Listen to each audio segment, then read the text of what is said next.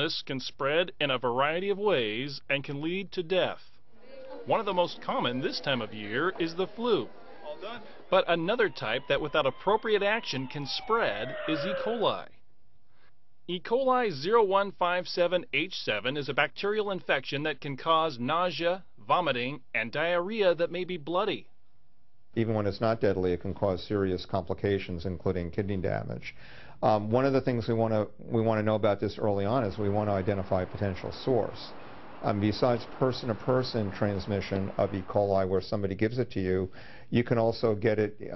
You can get it from other sorts of exposures, like food that we've heard about. So we want to hear about it. We want to know about it right away, so we can start our investigation and identify a source.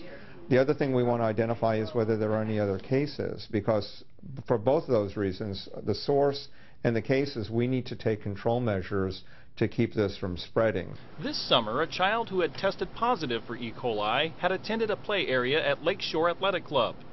In order to prevent any possible spread, Clark County Health and Lakeshore managers asked parents to watch for symptoms among children who visited the play area during that time. In this investigation, I was overseeing the operations of the entire investigation. I worked directly with the health officer to bring back the data and have him and I look at it together and make decisions on what needed to be done. In this investigation, we started out by calling parents initially, and then once we found that there were actually children who became ill after being in contact with a child with confirmed E. coli illness, we then expanded our investigation and looked at all of the children who were in the play area during that time. Lakeshore voluntarily closed the play area on August 5.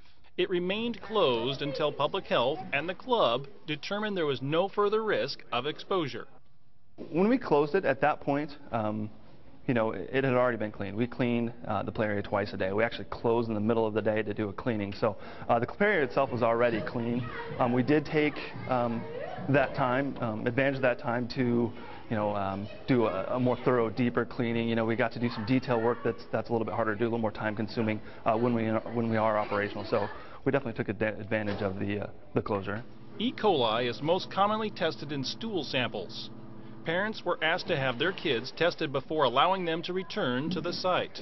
We test for E. coli using stool cultures, but oftentimes if you're looking back over a period of weeks, a child may have been ill weeks ago and not currently shedding E. coli. All of those children who were determined to be ill after having contact with our confirmed case, we subsequently did stool testing, and we required them to have 2 negative stool cultures before returning to the play area. Public Health continued to work with Lakeshore Athletic Club to resolve the situation and ultimately reopen the play area to the public. Cooperation was outstanding right from the beginning. The club management was right there with us. They worked with us closely. I know they had a lot of concerns about this, and they were concerned about the kids as well. They shared the attendance records, and we ended up calling over 200 families. And we were able to do that because the facility, Lakeshore, gave us access to the attendance records, the names, the contact information for the people who were there, so we could reach every one of the parents. There was no hesitation. They were cooperative.